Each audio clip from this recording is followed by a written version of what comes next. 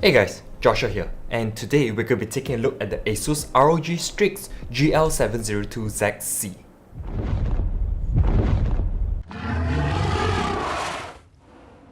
The ASUS ROG Strix GL702ZC is the first AMD laptop I've ever seen, and from the outside, it looks very nice with a brushed aluminum chassis and reflective ASUS logo on the top, which is very eye-catching, but at the same time it is a fingerprint magnet.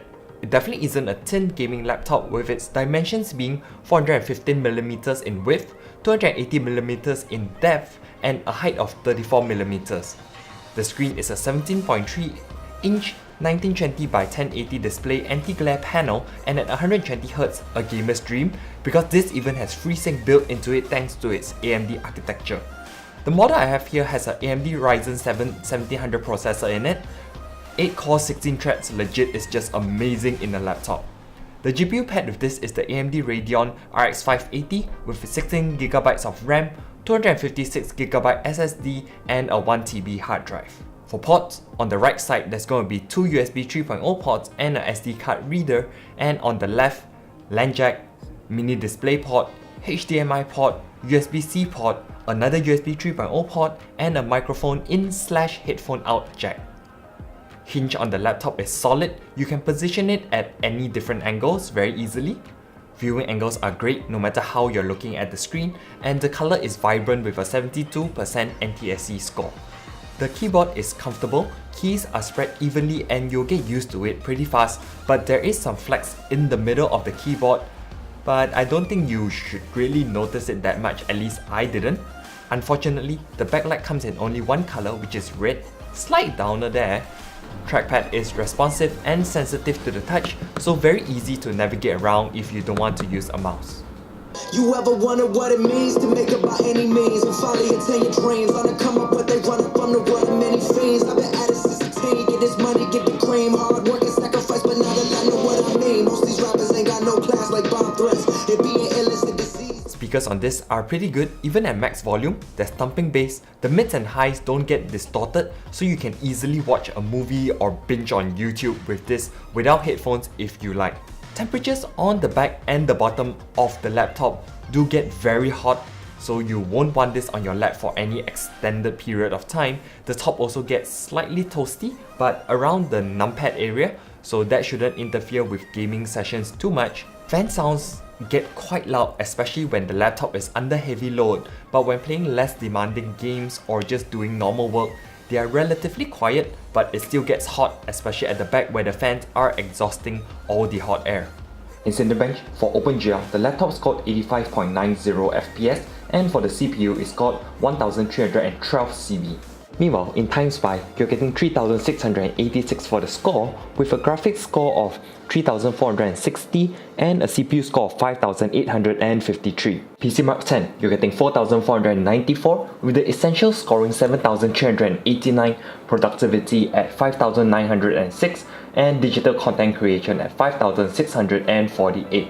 In Fortnite, with everything set to epic, you'll be getting more than 60 FPS very easily on this laptop, but the fans crank up and it's pretty loud, so make sure you use a pair of headphones when playing games like these.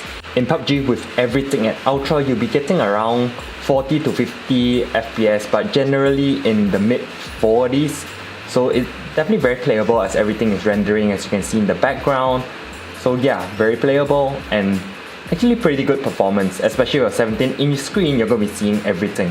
I've been putting the GPU load at 100% for about 30 minutes, so temperatures, as you can see, are above 80, they're around 84, 85, so if you're running any games at full load, these are the temperatures that you'll probably be able to expect.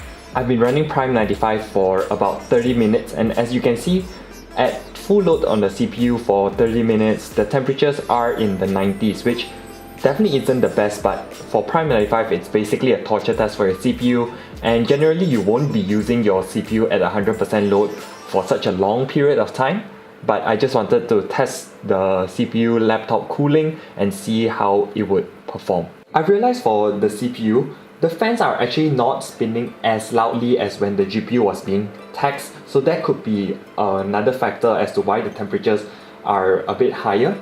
Battery life is not the greatest, Surfing Facebook with some YouTube watching thrown in, this laptop lasted about 1.5 hours, and then while running any games, the battery only will last you about an hour or so.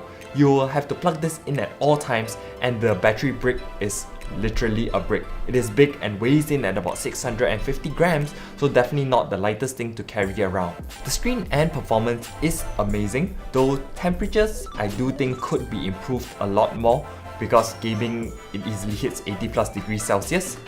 And it isn't the perfect gaming laptop, but to me, this 17-inch gaming laptop is the one to get if you're in the market for one because of its value, and actually, even if your job requires you to video edit or use programs that are CPU intensive, this is also an amazing laptop for that because of the Ryzen 7000 chip inside. Pair that up with the 17-inch screen, this is wonderful for productivity, so this could be like an all-in-one work, gaming, enjoyment laptop kind of thing. I really do wish Apple would release a 17-inch MacBook again because I just love this screen size. That's it for this video. Like and subscribe for more tech and gaming content. Hit the notification bell to get notified when videos get uploaded, and I'll see you in the next one. Ciao!